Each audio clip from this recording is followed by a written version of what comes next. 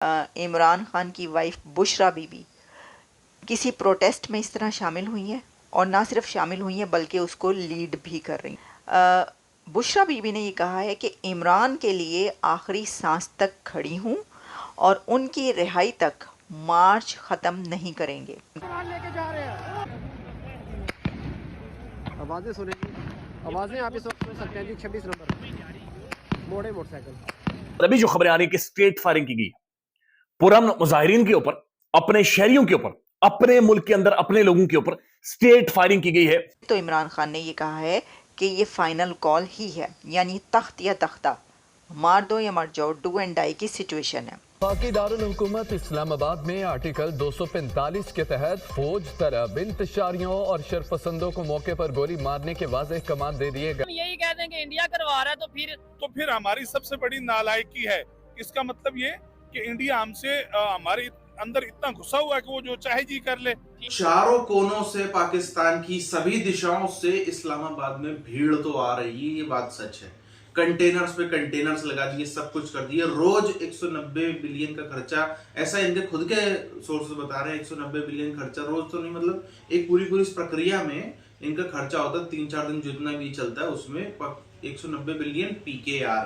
अब कितना सच है कितना झूठ है वो अलग बात है, बट मुख्य बात यह है इमरान खान के अंदर एक नई ऊर्जा दौड़ गई है। उसको, इमरान खान को ये लग रहा है आजकल कि अब ट्रंप आ गया सरकार में और ट्रंप कहेगा कि अगर तुमने इमरान खान को PM नहीं बनाया, या तो मैं नस काट लूंगा या तो फिर मैं पाकिस्तान के ऊपर एटॉमी हमला कर दूंगा। जैसे अफगानिस्तान में हमारी फौजें पड़ी रही, लड़ेंगे मरेंगे, लेकिन जब तक इमरान खान को बाहर निकाल लेंगे तब तक ट्रंप साहब भिड़े रहेंगे, ऐसा इमरान खान को लगता है। खैर, मुंगेरी लाल के सीन्स अपने कुछ इसी प्रकार के होते हैं। तो आपको इसकी जो अभी तक हुआ है तमाम डेवलपमेंट्स, तमाम तो नहीं हो सकेंगी, बहुत ज़्यादा डेवलपमेंट्स हैं, बहुत ज़्यादा खबरें हैं, लेकिन जो बड़ी खबरें हम आपके सामने रख देते हैं। सर, हुआ ये है कि लोग बड़ी तादाद में इस्लामाबाद की तरफ पहुंच चुके हैं और 10-12 बड़े कॉन्वॉयज़ जो कि बलूचिस्तान से लेकर KPK तक काफ़ी सिटीज़ से वो चले, और उसमें कुछ जो काफ़िले हैं कॉन्वॉय वो बहुत बड़े हैं।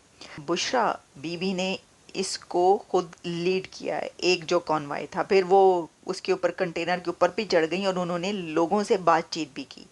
This is for the very first time कि इमरान खान की वाइफ बुशरा बीबी किसी प्रोटेस्ट में इस तरह शामिल हुई हैं, और ना सिर्फ शामिल हुई हैं बल्कि उसको लीड भी कर रही हैं। बुशरा बीबी ने ये कहा है कि इमरान के लिए आखिरी सांस तक खड़ी हूँ और उनकी रिहाई तक मार्च ख़त्म नहीं करेंगे। ये तो बात ये कि पठान तो पहले ही खान के साथ है, उसको जोश वोश की ज़रूरत नहीं है, उसको वैसे ही वो हमेशा जोशीला रहता है। वो ये बातें तो उन्होंने तकरीर में वो कही हैं, और वो इसलिए कि देखें उन्होंने 2 बातें की। एक तो ये कि वो आखिरी सांस तक खड़ी रहेंगी, फिर उन्होंने कहा कि मुझे यकीन है कि आप साथ देंगे, और साथ में उन्होंने कहा अगर नहीं भी देंगे तो इससे पता चलता है कि डामाडोल काम अगर हो जाता है या उनको भी पूरा यकीन नहीं है कि लोग उनका साथ देंगे। यानी उन्होंने कहा कि अगर छोड़ भी गए तो क्या है, तो मैं अकेली खड़ी, तो उनके अकेले खड़े होने का तो कोई फ़ायदा नहीं होना ना। इस वक्त बड़ी परेशान कुन सूरत हाल है, इसलिए कि वही हुआ जिसका डर था, जिसकी तरफ बार बार हम सब इशारा कर रहे हैं, बार बार हम इस ख़तरे की तरफ तवज्जो दिला रहे थे कि आप ये मत करें। अपनी ही लोगों के ख़िलाफ़ इस तरह ताकत का इस्तेमाल ये किसी तौर भी काबिल कबूल नहीं है, और ना ही इसका कोई फ़ायदा पहुंचेगा, बल्कि इसका सिर्फ़ और सिर्फ नुकसान होगा।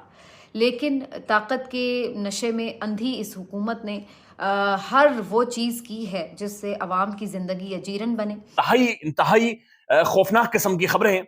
सूरत हाल कुछ यूँ है कि जो आखिरी मैंने व्लॉग किया था, मैंने आपको बताया था कि काफ़िले जो हैं वो बिल्कुल इस्लामाबाद इंटरचेंज जो है उसको क्रॉस करके अब इस्लामाबाद की तरफ आ रहे हैं, और उसके बाद जो PTI की स्ट्रैटेजी थी उसके मुताबिक इन्होंने जो यहाँ रावलपिंडी और इस्लामाबाद के मुजाहिरीन थे उनको भी कॉल दे दी कि आप लोग भी फ़ौरन 26 नंबर चौरंगी पर पहुँचें। यहीं पर बाहर से आने वाले काफ़िले भी जमा होंगे, और यहीं पर हुकूमत का भी अब तक का सबसे बड़ा जो बंदोबस्त था वो इसी मकाम पर था। और जो गधे हैं ना, उनको जट प्यारों पे बिठा के बाहर के मुल्क में भेजा जाता है। हमने सारी जिंदगी नारा लगाया है कि हम कश्मीर को आजाद करवाएंगे, इंडिया से कश्मीर आजाद करवाएंगे, इंडिया से कश्मीर को आजाद करवाएंगे। आज बल्कि कश्मीरी हम पर हंस रहे हैं। ठीक है, वो ये कह रहे हैं कि हमें ये आजाद करवाने वाले आज खुद दलदल में फंसे हुए हैं। ये तो खुद आजाद नहीं, ये तो खुद गुलाम है। जाते उनसे बातचीत कर रहे हैं और हम किसी मीटिंग में चले जाएं तो हमें नुक्कड़ में खड़ा कर दिया जाता है। अगर हम पिछला खान साहब का जो दौर था उसको हम कंपेयर करें ना, खान साहब का अपना ओरा था, उनको प्रोटोकॉल मिलता था, वो जाके जेल में मिले हैं। अब जिस दिन ये एहतजाज हो रहा है उस दिन बैरिस्टर गौहर जाते हैं और चेयरमैन है वो इस वक्त पीटीआई के, उनकी पार्टी के, वो इमरान खान से उनकी अहम मुलाकात हुई है जिसमें उन्होंने प्रोटेस्ट को फाइनल कॉल ही करार दिया है कि ये जो फाइनल कॉल हमने कही है इसको, तो इमरान खान से मेरी बातचीत हुई है तो इमरान खान ने ये कहा है कि ये फाइनल कॉल ही है, यानी तख्त या तख्ता, मार दो या मर जाओ, डू एंड डाई की सिचुएशन है। अच्छा, अगर ऐसा नहीं हुआ तो क्या इसके बाद प्रोटेस्ट नहीं होगा, कोई और कॉल नहीं होगी? ओके, क्या अगर ये जीत या ज़ाहिर जीत या हार ही होती है ना, तो जीत गए तो ठीक है, हार हो गई तो भी ठीक है कि उनकी मुलाकात इमरान खान से हुई है और उन्होंने कहा एहतजाज की कॉल फाइनल है और एहतजाज कॉल ऑफ करने वाली बात नहीं है। अच्छा जी, यानी फ़ाइनल है कि इसको कॉल ऑफ नहीं किया जाएगा, ऐसा कुछ नहीं होगा कि हम कहकर वापस हट जाएं। ये फाइन है, होना ही होना है, धरना या प्रोटेस्ट है, हो के रहेगा। दुनिया इधर हो जाए। एक कॉन्वाई जो रवाना हुआ वो बहुत लंबा चौड़ा काफिला है, वो आप देख रहे हैं। अच्छा, उन्होंने किया क्या कि एक जगह पर कंटेनर लगाए हैं, ठीक है जी, और कंटेनरों से तो आपको पता है कि पूरा पाकिस्तान कंटेनेरिस्तान बन चुका है। लोग ये कह रहे हैं कि ये पाकिस्तान है या कंटेनेरिस्तान है, हैं जी। तो कंटेनेरिस्तान जो कि बन चुका है इस वक्त, उसकी एक तस्वीर, फिर एक जो काफिला आ रहा है उसमें लोग ये सवाल करें कि इस मखलूक को रोकेगा कौन। इसके बाद मज़ीद कोई हुकूमत के पास वक्त नहीं था, ना कोई मरहला था, इसलिए यहाँ पर जब ये काफ़िले पहुँचे हैं तो यहाँ पर पुलिस की जानिब से रेंजर्स भी यहाँ पर तैनात थे और भी फोर्सेस के एहलकार यहाँ पर तैनात थे। तो यहाँ पर शेलिंग शुरू हो गई और यहाँ पर जो मकामी जितने भी प्रोटेस्टर्स मौजूद थे इस्लामाबाद और रावलपिंडी से, उन्होंने उस शेलिंग का मुकाबला करना शुरू किया, उनको पुलिस को इंगेज किया। इनकी कोशिश ये थी कि मीनवाइल जो काफ़िले बाहर से आ रहे हैं इस्लामाबाद से, वो इनको आके ज्वाइन कर लें। 5 मिनट में फायरिंग करके हम सबको तितर बितर कर सकते हैं, कोई एक बंदा यहाँ पे नजर ना आए आपको। तो जो पुरम प्रोटेस्ट या एहतजाज अपनी चंद डिमांड लेकर चल रहा था, यह अब खूनी रूप धार चुका है। इसके अंदर हुकूमत के हाथ खून से रंगे हैं। ये बेशर्मी, डिटाई और बेगैरती की इंतहा है कि आप अपने ही सड़कों पर, उन्हीं सड़कों के ऊपर और उन्हीं वही बुलेट्स अपने लोगों के ऊपर फायर कर रहे हैं जिस टैक्स के पैसे से आपने ये बुलेट्स खरीदी थी। यानी जिन लोगों को गोलियां मारी गई हैं, ये इन्हीं लोगों के खून पसीने का पैसा था जिससे ये बुलेट आई थी। पूरा का पूरा इस्लामाबाद जंग का मैदान बन चुका है। जो लोग कश्मीर फतेह करने की बात करते थे, दिल्ली फतेह करने की बात करते थे, अब इस्लामाबाद ही किसके हाथ में बचेगा? इमरान खान के हाथ में बचेगा, फौज के हाथ में बचेगा? इस पर ही बड़ा प्रश्न चिन्ह लग चुका है। इमरान खान ने कहा फाइनल कॉल।